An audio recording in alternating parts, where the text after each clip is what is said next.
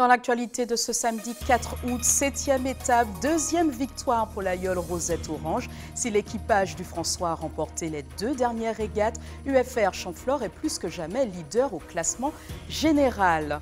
32 des 174 salariés de la clinique Sainte-Marie seraient concernés par une procédure de licenciement dans les prochaines semaines. L'angoisse est palpable pour l'ensemble du personnel. L'établissement de soins est dans la tourmente. Nouveau plan de lutte contre les sargasses à Sainte-Anne. Un accord financier a été signé ce matin entre la préfecture et la municipalité. Enfin, comme tous les samedis en juillet et août, ATV vous propose un coup de projecteur sur ces artistes qui vous feront danser durant vos grandes vacances. La star de ce samedi, Dédé Saint-Prix, et nous parlera de son actualité musicale et de sa passion pour la scène. Voilà pour les titres de ce journal que vous pouvez suivre en direct sur la page Facebook d'ATV. Madame, Monsieur, bonsoir. La 7e et avant-dernière étape du Tour de Martinique d'Ailleul-Ronde entre les Anses d'Arlet et Fort-de-France est revenue à Rosette Orange en 3h24 minutes et 9 secondes. UFR Champflore et Somarec Petit Navire complètent le podium. À noter que le principal adversaire du UFR Champflore, Brasserie Lorraine, Sarah Énergie Nouvelle, a connu quelques péripéties lors de cette étape. Résultat au classement général, les hommes de Félix Mérine accentuent leur avance. Plus de détails sur cette 7e étape du Tour dans le Mac d'Ailleul, présenté par Hubert Bornil à 20h sur ATV. Horizon à nouveau sombre pour la clinique Sainte-Marie à Fort-de-France après la fermeture provisoire le mois dernier du service maternité de la clinique suite à une mesure conservatoire décidée par l'Agence régionale de santé. Aujourd'hui, les salariés sont inquiets de la casse sociale envisagée par la direction pour une trentaine de salariés. Les explications de Loïc Régis. Quel avenir pour les 173 salariés de la clinique Sainte-Marie ? Une menace de licenciement économique planerait au-dessus d'une trentaine d'entre eux. L'établissement traverse de nouveau une période difficile et l'inquiétude semble grandissante au sein du personnel. Si la direction n'a pas déclaré de cessation de paiement ni de licenciement, elle remet son avenir entre les mains du tribunal. La situation financière est critique et l'établissement peine à stabiliser ses comptes. La pérennité de l'activité est donc menacée. Pour rappel, le service de maternité a provisoirement été fermé depuis le début du mois de juillet, une décision prise par l'Agence régionale de santé pour mise en conformité. Je vous le disais en titre, la lutte contre les sargasses se poursuit. Le lieu n'a pas été choisi au hasard pour signer ce nouveau plan d'action. C'est à Sainte-Anne que les différents acteurs se sont réunis. Un appui avant tout d'ordre financier, car le traitement de sargasses reste crucial en cette période de vacances pour la commune, l'une des plus touristiques de l'île. Regardez ce reportage de Sandrine Claude. De nouvelles dotations pour lutter contre les sargasses. À travers un plan communal soutenu par l'État, la ville de Sainte-Anne pourra se doter de moyens supplémentaires. Le projet permettra notamment d'appuyer les brigades vertes chargées de ramasser les algues. Leurs moyens sont aujourd'hui insuffisants. On dispose des pelleteuses, on a des camions, des brouettes, des pelles, des fourches. On a tout ce qu'il faut, mais simplement, ce n'est pas forcément régulier en ce qui concerne les pelleteuses et tout. Donc, ce serait bien d'avoir ça régulièrement pour pouvoir œuvrer correctement. L'idée est avant tout d'atteindre l'objectif que s'est fixé l'État de ramasser les algues en 48 heures. Pour ce faire, il faut renforcer le dispositif actuel. Ce peut être la brigade communale, la brigade verte de ramassage, ce peut être du matériel supplémentaire, elle a besoin de matériel supplémentaire pour mécaniser un peu le ramassage. Et puis, il y a un projet très important, qui est un projet de barrage sur Port-Chevalier, parce que la configuration est difficile. Et on en a déduit, service de l'État, service de la commune, que le meilleur moyen, c'était d'installer un barrage. Les dépenses de la municipalité pour lutter contre les algues seront remboursées à hauteur de 80%. Une bouffée d'oxygène pour la ville, tant les dépenses sont importantes. Nous avons dépensé plus de 200 000 euros. D'accord, pour concernant les sargasses, d'accord. Donc vous avez le partenaire financier, vous avez aussi le matériel acheté, vous avez aussi les contrats aidés, puisqu'ils sont couverts à hauteur de 60% par l'État.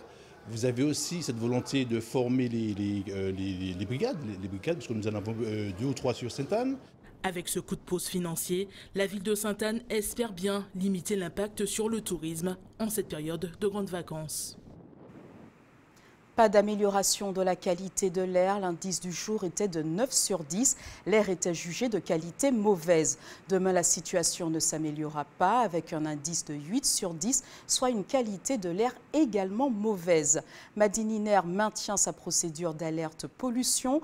Attention aux personnes fragiles. Il est recommandé pour l'ensemble de la population de limiter les activités physiques et sportives intenses. La demande des taxis de place n'est pas nouvelle, mais cette fois, l'occasion est trop belle. À 10 jours de l'exploitation commerciale du TCSP, les chauffeurs maintiennent la pression. Les discussions se poursuivent avec les dirigeants de Martinique Transport. L'accès aux voies des BHNS permettrait aux taxis de gagner du temps, évidemment, mais aussi de récupérer et de déposer les clients au centre-ville. Les chauffeurs de taxis de place veulent une entente rapide, car pour l'heure, le climat de cohabitation semble toujours aussi tendu. Voyez ces précisions recueillies par Sandrine Claude. Nous pensons que l'on est sur une bonne route parce que le président Marie-Jeanne n'a jamais dit qu'il est contre les taxis à l'intérieur du TCSP. Il pense que techniquement, avec les feux, on serait des gênants. C'est archi faux. On n'est pas plus con que les autres. Les Martiniquais élus sont capables de trouver une solution. On a eu le sentiment d'avoir été entendu tout simplement parce que nous avons fait plusieurs propositions. Donc les propositions vont être mises à l'étude avec le président. On attend les réponses, mais on reste toujours en grève. Nous avons un préavis de déposer. Nous sommes toujours sous nos principes. Donc de toutes les façons, si la réponse nous va, bon, on va étudier. On va voir dans quelle mesure qu'on va gérer avec eux. Et si la réponse ne nous plaît pas, donc on fera ce qu'on a à faire.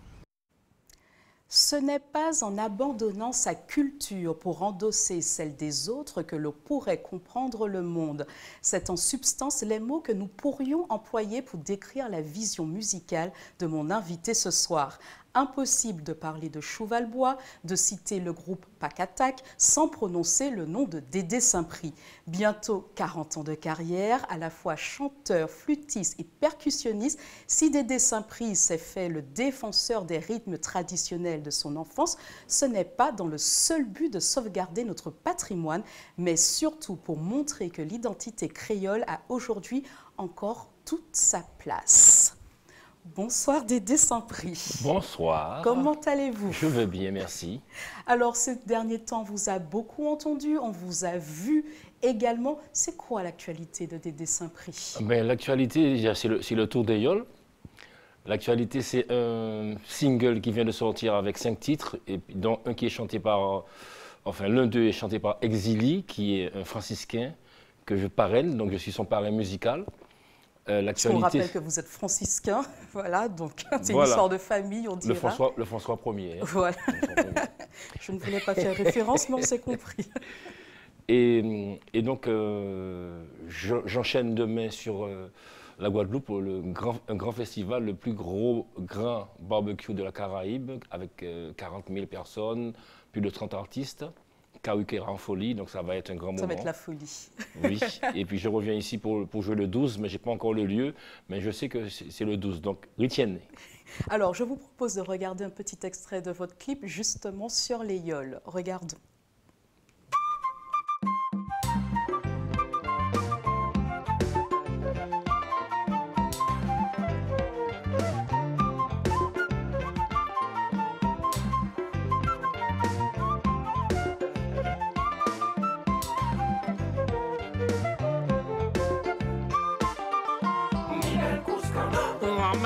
Y'a la tuyée ba moins caresser vent pour nous avancer puisque c'est action et réaction où il faudra toujours veiller vent observer les patrons parler et tu vas qu'à observer la tienne là-bas ba moins pour m'empêcher chercher une belle rafale.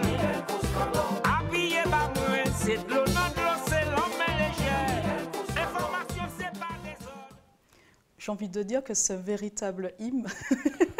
Ça pourrait passer pour ça. Hein. C'est exactement ça. Oui, j'aime bien. Et puis, même si ce n'est pas le premier morceau que je fais sur les yoles, Mais je vais chercher quand même des expressions qu'on n'a pas encore données sur les sur le disque. Justement, dans votre musique, au-delà du rythme, de la percussion, on sent bien que les paroles ont une place importante dans vos chansons. Toujours, parce que nous sommes des artistes et on a un rôle culturel. On entre chez les gens sans frapper, donc on ne peut pas se permettre de leur dire n'importe quoi. Donc il faut éveiller les consciences. Et vous aimez jouer sur les mots aussi? Jouer sur les mots, oui, parce que le créole est très imagé. Donc beaucoup, j'adore. En plus avec la page Bocantage créole, donc Bocantage parole martiniquais, on avance dessus. Surtout que beaucoup de gens ici et dans la diaspora sont très contents de retrouver cette langue-là parce qu'ils ne pouvaient pas la parler à la maison, c'était interdit pour eux, tout ça. Et donc, il y a une renaissance quelque part. Bon, même s'il y a beaucoup de fautes, hein, mais c'est pas grave. C'est de s'exprimer, de se lancer dedans. Voilà, tout à fait. Comment pourrait-on parler du cœur de votre répertoire? Comment on pourrait le décrire? Alors, le cœur, déjà, il y a l'amour dedans.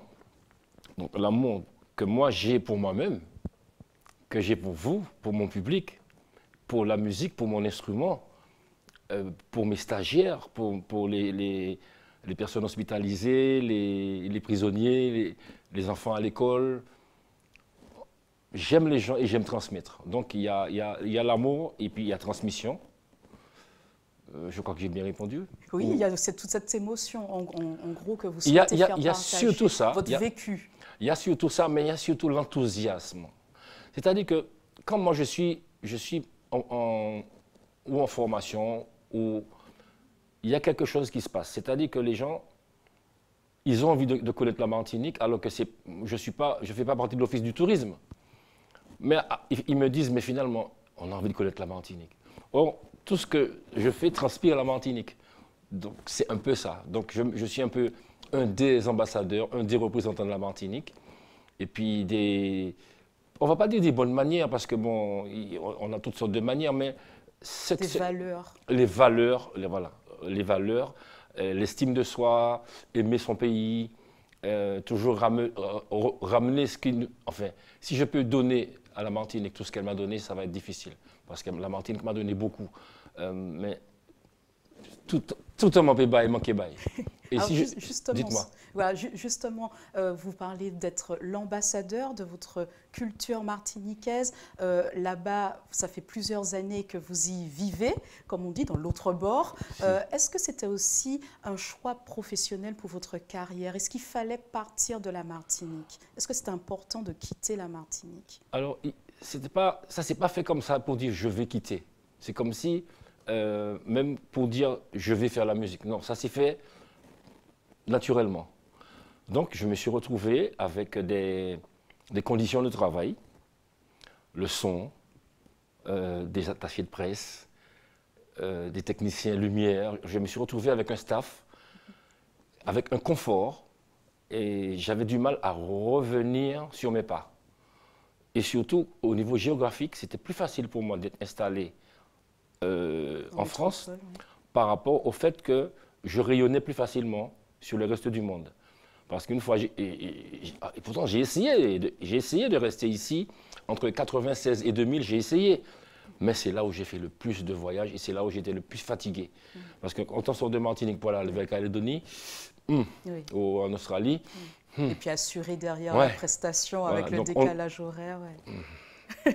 Alors, donc c'était plus central, c'était plus central. Après, le reste, je suis au service de la musique. J'ai l'Union créole à la Louisiane. Bon, donc il y a un groupe à la Louisiane aussi. Je peux me jouer avec des musiciens colombiens tout seul. Je vais à Bogota, ça c'est déjà fait. C'est-à-dire que mes musiciens sont partout. Voilà. Alors justement, au regard de votre expérience internationale, comment arrive-t-on à industrialiser aujourd'hui ce côté traditionnel de la musique? Est-ce que c'est évident encore aujourd'hui? Alors, il faut être pédagogue dans tout ce qu'on fait. C'est-à-dire que savoir que rien n'est gratuit, rien n'est anodin. Mais en même temps, on s'amuse. Donc les gens croient que Oui, mais c'est qu'a fait vous monter, mais c'est qu'a fait... Non, il y a tout un travail derrière ça, il y a toute une réflexion. Et même les improvisations sont préparées. Même mes improvisations sont préparées. Je fais pas... Bon, il peut y avoir du spontané, mais c'est très rare. Les spontanés, c'est beaucoup plus en répétition.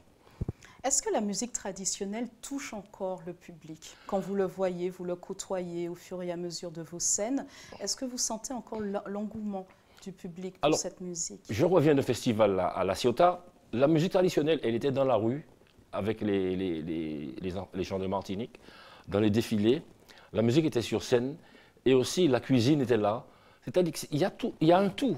C'est-à-dire quand les gens viennent vers nous, ils viennent découvrir des costumes, des musiques, à manger, rencontrer des gens, goûter à une certaine boisson et puis se renseigner aussi sur le pays parce que il y a des alliances, tu as Amaï et puis en blanc, tu as Amaï et puis en martiniquaise. Le métissage. Voilà, il y a des alliances, donc ça fait que notre public, il s'élargit de plus en plus. Et puis il y a quelque chose, il y a beaucoup d'Antillais qui ne reviennent pas aux Antilles. Et du coup, vous êtes peut-être ce souffle dont ils ont besoin des fois? Pas moi seulement, il y en a d'autres, il y en a d'autres. Mais on amène quelque chose à chaque fois, une fierté. Là, j'étais à HR, dans une école, dans le 78. Il y a une petite fille, CM2 je crois. Et la petite, elle me dit, on ne parle pas créole à la maison. J'ai dit, en commission maman. Donc, et puis elle est fière, tu vois. Oui. Et pourtant, à la maison, c'est pas ça. Mais elle était contente d'entendre la langue et de chanter aussi, d'apprendre et puis de chanter à la maison ce qu'elle a appris avec moi. Ce qu'elle a appris. Alors, voilà. Avant de finir, une des particularités de votre musique, vous l'avez dit, c'est qu'elle est métissée, qu'elle est rythmée par beaucoup de vos rencontres avec d'autres musiciens internationaux. Pourquoi ce besoin de fusionner? L'homme n'est pas fait pour rester dans... Ou pas j'aime un gendarme qui est bien envolé et puis il était la gendarmerie. Le gendarme n'a pas qu'à faire prise. C'est-à-dire qu'il faut sortir. Alors sortir, mais ce n'est pas pour dire « Ah, j'ai rencontré Michael Jackson, mais j'ai rencontré un tel, je vais faire une fusion avec lui. » Non, c'est parce qu'il y a quelque chose qui se passe. À Cuba, j'ai fait une fusion avec des musiciens off. Ils n'étaient pas dans le festival officiellement. Ils étaient, voilà, le plan B du festival, quoi. Et c'est là que ça s'est passé. Donc c'est pour dire que même si j'ai rencontré plus de musiciens officiellement à Cuba, mais là où ça s'est passé, c'était dans la rue, dans le festival, dans le restaurant. Le côté spontané de la chose. Il faut qu'on sente les choses pour les faire. Mais c'est à travers l'autre qu'on reconnaît sa richesse. Donc tant qu'on va rester entre nous, on va se flatter les uns les autres. Ouais, mais on ne pourra pas évaluer. Là, je vous dis quelque chose. Au moment où je vous parle, il y a des Cubains qui ont besoin de moi pour chanter du compas. Ah oui, carrément. Oui, des Cubains. Je peux citer, Jesus Fuentes. Oui. C'est Jesus Fuentes. Pour faire du compas. Oui, ils ont un groupe là-bas, avec que des femmes et tout. Enfin, lui, c'est le tonton. D'accord. Alors justement, pour conclure... Non, c'est pour dire que les choses... oui, c'est pas nous qui définissons. Voilà, se construisent au fur et à mesure des rencontres. Rappelons donc, il y a ce single qui est sorti, vos actualités. Alors, conclure. Le single qui est sorti, que je vais vous offrir, ainsi que l'avant-dernier bébé, qui s'appelle Dri. Alors, c'est pas vidéo, ça. Qui s'appelle Dri Kouraman. D'accord. Ça, c'est le Dri Kouraman. Je vais garder ma place pour le... Voilà. Et ça, c'est l'avant-dernier. Et le dernier. Super. Voilà. Merci donc, beaucoup. Après eux, il y a un qui arrive avec une trentaine de titres, c'est pas 35, je ne sais plus, un double album des dessins pris qui s'appelle Mi Bagaïla. Parce que je dis Mi Bagaïla, pourquoi? Parce que, voilà, il y aura des surprises. Il y aura des surprises. Donc, musicalement, les gens seront vraiment surpris. Donc, c'est pourquoi j'ai dit Mi Bagaïla. Donc, je vous remercie beaucoup. Je peux envoyer un petit bonjour en bas Mandarina, à Sainte-Marie, au Pérou. Ils se reconnaîtront. Oui, en bas Mandarina. Merci beaucoup, merci pour ce cadeau et merci pour le cadeau que vous allez offrir vos fans, voilà, au public. Petite révolution depuis 1 an dans la construction des mâts sur les yoles rondes, le lamelle collé. Cette nouvelle technologie est constituée à partir d'un bois plus léger et enduit d'une combinaison de carbone. Il faut compter un budget de 4 000 à 6 000 euros. Aujourd'hui, seules 6 associations en bénéficient. L'inventeur de cette nouvelle technologie, installé au Marin, a accepté de dévoiler une partie de son savoir-faire à José Le Chertier. Regardez. Il est grand et lourd. Le mât est la pièce maîtresse de toute embarcation à voile. Grâce à sa robustesse, il confère à la yole puissance, stabilité et permet de supporter jusqu'à 80 mètres carrés de surface de voile. Du bois de côte au carbone, il a fait l'objet de polémiques car sa conception s'est éloignée de la tradition. Il y a quelques années, certaines yoles ont été disqualifiées car considérées non homologuées par la fédération. Aujourd'hui, bon nombre de yoles utilisent ce mât nouvelle génération qu'un fabricant de Lille a eu l'idée de concevoir. C'est des mâts qui sont creux, qui sont résinés à l'intérieur et à l'extérieur avec du carbone. Donc voilà, c'est notre conception, c'est Alizé Composite qui l'a conçu au Marin. C'est un travail quand même, on a réfléchi un moment pour savoir comment faire avec plusieurs patrons. Ils sont beaucoup plus légers et ils sont plus raides. Donc ça n'empêche pas d'avoir moins de mâts en fait, parce que les mâts peuvent dépasser de la voile. On peut le voir sur certaines yoles, hein. Le mât a dépassé des fois d'1,50 m. Donc le poids dans les hauts est vachement réduit. Donc ça permet aux yoleurs d'avoir moins de mâts. Donc déjà pour les yoleurs c'est plus simple, pour l'organisation c'est plus simple. Au départ inflexible, la fédération a finalement cédé il y a 1 an et demi en cause la difficulté à se fournir en bois côte. L'opération s'avérait trop périlleuse et extrêmement coûteuse. C'est une essence que l'on trouve en forêt qui s'appelle le côte et il faut aller les chercher très loin en forêt actuellement, avec beaucoup de difficultés. D'ailleurs, la dernière fois que nous avons fait une coupe de mât, nous avons été obligés de demander à l'armée de nous prêter un hélicoptère pour les enlever. Donc ça devient de plus en plus compliqué. Alors pour ce faire, on a évolué énormément actuellement. Depuis 1 an, on a permis aux associations d'utiliser de nouvelles technologies, particulièrement le lamellé collé, c'est-à-dire faire des mâts en bois avec une technique particulière qui permet d'avoir des mâts très résistants, beaucoup plus légers, mais qui ont quand même un coût beaucoup plus cher que ce que nous allons chercher en forêt. Le lamellé collé est un bois composite. Il s'obtient par collage de plusieurs lamelles en bois. Sa fabrication est tenue secrète à ce jour. Seul inconvénient, son coût. Nous, on n'a pas autant de possibilités comme les autres. Parce qu'il y a de nouveaux mâts aujourd'hui. Et nous, on est toujours sur l'ancienne technologie. Donc, on se contente de ce qu'on a. Donc, les mâts de la nouvelle technologie, on va voir ce qu'on fera pour l'année prochaine. Les mâts qu'on a, ils ont pratiquement 10 ans ou plus. Donc, chaque année, on essaie de taper, de donner un peu de carbone pour solidifier, pour essayer de tenir la route. On n'a pas les moyens pour acheter les mâts que les concurrents achètent. Donc, on essaie de faire au mieux pour rester compétitif avec eux. Un coût encore trop élevé pour certaines associations. Ce mât nouvelle génération est vendu entre 4 000 et 6 000 euros. En cyclisme, la première étape du Tour de la Guadeloupe, longue de 163 km, reliait ce matin Pointe-à-Pitre au Moule. Une étape remportée au sprint par Cédric Ramotte du Carukera Assainissement devant Pierre Bonnet de la Team Pro Imo et Noah Granigan. Le premier Martiniquais de cette étape est Cédric Eustache. Il arrive en 4e. Voici en tableau le classement de cette première étape ainsi que le classement général avec un regard particulier sur la sélection Martinique. Caril Chassol. À l'issue de cette première étape, outre le podium composé de Ramotte, Bonnet et Granigan, le 4e, c'est Cédric Eustache. Le sociétaire du club Martinique devance Jonathan Salinas de l'Unisport Lamantinois. 6e, Kélian Duro du Vélo Club Saint-Anais. 7e, Ronald Gérant de CSCA Propreté 2000. 8e, Francisco Mancebo d'Integra. 9e, Louis Sablon du team Nicolas Dubois. Et 10e, l'Allemand Stéphane Dufner. Tous ces coureurs sont dans le même temps.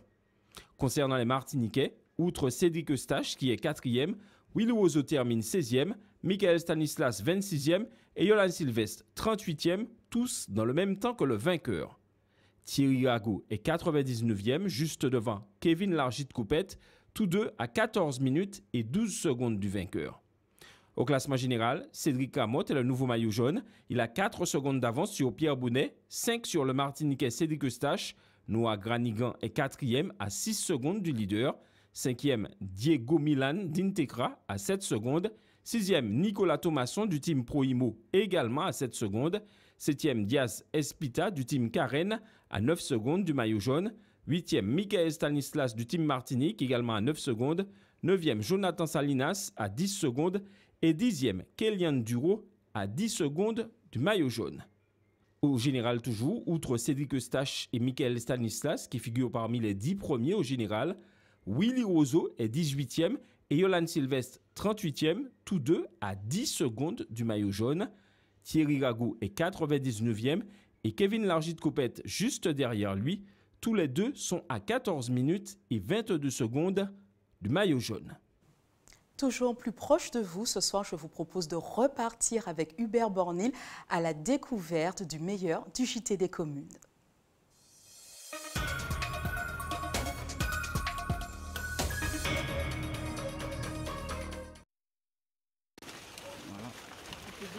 Cueillis dans l'arbre, des cabosses de cacao et leur précieux contenu. Voilà. Les fèves, matière première pour Roselyne, dans la production de ceci, le bâton cacao. On a cassé la cabosse, on a la fève à l'intérieur, avec son mucilage, d'accord? Et ce sont avec les fèves, ces fèves-là, les gens d'avant disaient des graines, mais c'est des fèves que nous mettons à fermenter. Et pour produire le bâton de cacao, l'agricultrice possède une 50aine de cacaoyers productifs. Ils lui permettent de récolter un peu moins d'une centaine de kilos de fèves par an. Elles sont mises à fermenter pendant un peu moins d'une semaine. Débarrassées de leur acidité, elles sont séchées, torréfiées, puis passées plusieurs fois au moulin pour produire la masse de chocolat brut qui, d'un tour de main, devient cet ingrédient recherché à la fois des particuliers, mais aussi des transformateurs.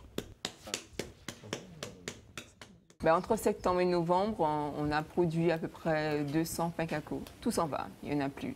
C'est plutôt les particuliers qui viennent et qui le demandent. Il y a une tendance beans to bar, de la fève à la tablette en ce moment auprès des chocolatiers. Il y en a tout de même qui demandent cette masse de cacao pour pouvoir réaliser leurs produits finis. Voilà, super. 50% de la production sert à la fabrication de boules et de bâtons de chocolat traditionnels. L'autre moitié est envoyée ici, au Parme. Depuis plusieurs années, la structure accompagne et forme les producteurs membres de l'association Valcaco. Nous avons pu leur réapprendre comment fermenter et comment sécher ce cacao pour faire valoir toutes ces lettres de noblesse. Donc nous les avons accompagnés avec de l'équipement d'abord qu'on a mis à disposition chez eux. L'équipe du Parme s'est rendue sur 2 années consécutives régulièrement chez ces producteurs pour faire en sorte que ces pratiques soient bien intégrées. Un partenaire incontournable pour la dizaine de producteurs qui fréquentent le Parme. Il dispose d'un fermenteur mutualisé et d'un sécheur. Une étude de qualité est ensuite réalisée sur le cacao dit marchand. La saveur de sa poudre, son arôme, sa liqueur et son chocolat sont goûtés par d'heureux techniciens. Et depuis quelques années, une constatation est faite, la qualité du cacao martiniquais n'a cessé de s'améliorer. Le cacao qui, il y a encore 3 ans, était valorisé autour de 2 ou 1 euro le kilo, aujourd'hui, il peut être valorisé entre 15 et 20 euros, étant donné son niveau de qualité qui est positionné aujourd'hui en termes de potentiel pour l'ensemble de ces producteurs au stade cacao fin. Du cacao d'excellence, dit fin, très demandé par les chocolatiers. Mais pour l'heure, la production n'est suffisante que pour le transformateur local, les frères Lozéa. Mais le potentiel est bien là.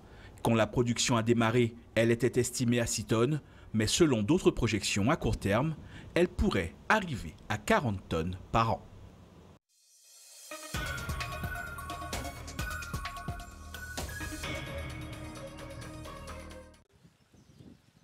Voilà maintenant 6 ans que Lydie récolte fruits et légumes dans ce jardin partagé. Situé au quartier Séguineau, la parcelle est utilisée par 10 familles de la cité avoisinante, un concept particulièrement apprécié. Jardin chez soi, c'est bien, mais jardin partagé, c'est mieux. Parce qu'on recrée le lien social, on a des amis, on fait le partage. Quand je n'ai pas ce plan-là, l'autre, il me donne, et ainsi de suite. Georges est un grand habitué de la terre. C'est aussi le seul homme à cultiver sur ce terrain collectif. Le jardin partagé représente pour lui tout un lot d'avantages. C'est une excellente idée dans la mesure où nous cultivons dans un esprit de partage, de communion, de communauté si on veut. Et ça nous permet effectivement de faire quelques petites économies à la fin du mois puisque nous cultivons, nous mangeons ce que nous cultivons. Donc déjà une démarche écologique. À proximité immédiate du jardin, un terrain en friche où une plantothèque sera bientôt implantée. Une initiative notamment de la ville.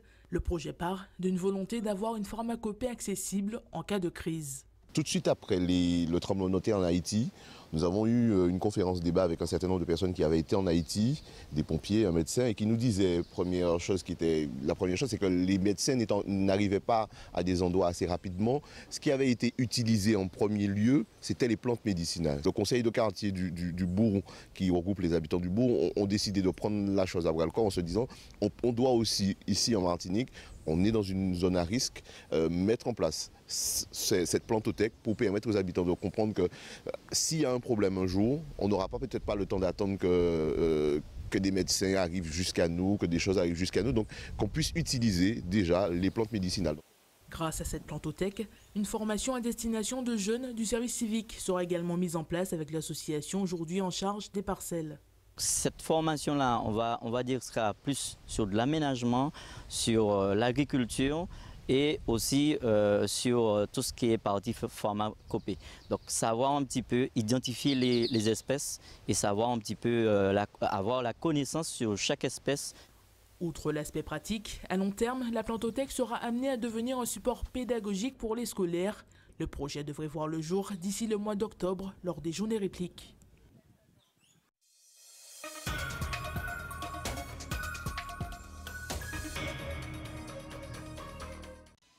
C'est ici, au quartier Dominante, que Pierre-Louis Michalon, un artiste de la commune, a décidé d'implanter ses œuvres. L'une d'entre elles a un symbole particulier. On retrouve ici, derrière ce pied de chou, une œuvre représentant une flûte, symbole de Jeanne Mouna, parce que M. Pierre-Louis Michalon a été longtemps un ami artiste-musicien de Jeanne Mouna.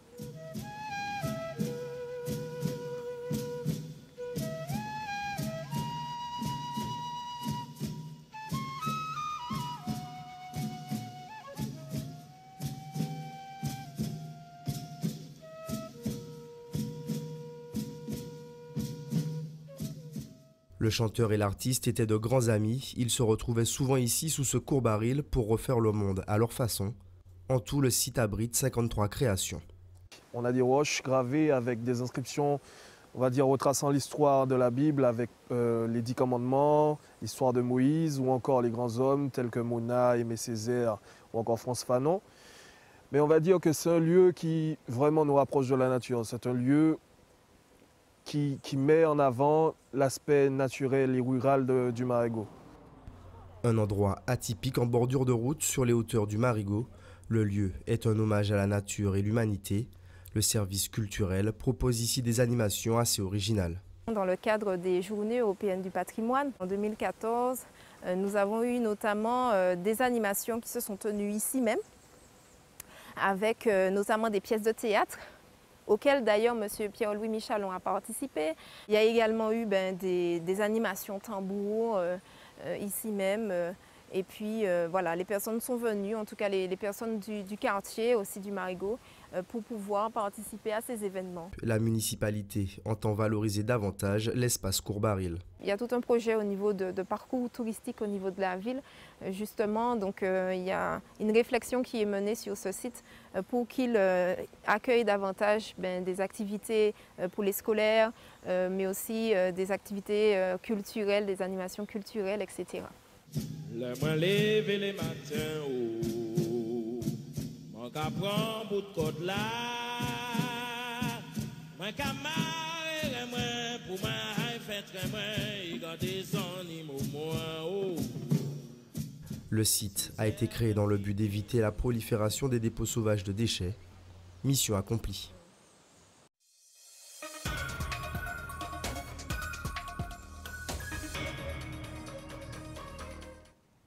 C'est la fin de ce journal. Avant de vous quitter, je vous rappelle les principales informations développées ce soir. 7e étape, 2e victoire pour l'aïeul Rosette Orange. Si l'équipage du François a remporté les 2 dernières régates, UFR Chamflore reste leader au classement général. 32 des 174 salariés de la clinique Sainte-Marie seraient concernés par une procédure de licenciement dans les prochaines semaines.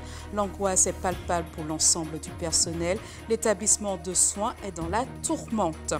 Nouveau plan de lutte contre les sargasses à Sainte-Anne. Un accord financier a été signé ce matin entre la préfecture et la municipalité. Enfin, comme tous les samedis en juillet et août, ATV vous propose un coup de projecteur sur ces artistes qui vous feront danser durant vos grandes vacances. La star de ce samedi, Dédé Saint-Prix, et nous a parlé de son actualité musicale et de sa passion pour la scène. Restez avec nous dans un instant à 20h. Hubert Bornil vous présente le Mac d'Aïol avec les résultats et les plus belles images de l'étape du jour Anse-Darlais, Fort-de-France. Passez une bonne soirée sur ATV. J'aurai grand plaisir à vous retrouver dès demain 18h50 pour les titres. Bonne soirée.